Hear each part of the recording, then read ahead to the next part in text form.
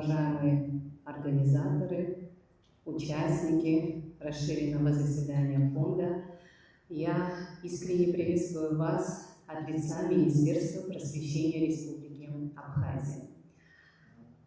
В своем выступлении я хотела бы отметить вклад госкорпорации «Росатом» в развитие образовательной системы Республики Абхазия.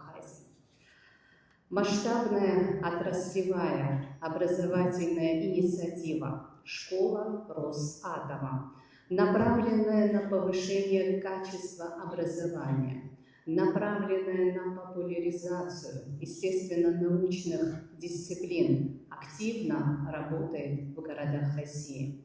Мы с гордостью отмечаем, что за последние годы такая образовательная инициатива появилась в нашей стране, которая уже приносит ощутимые результаты.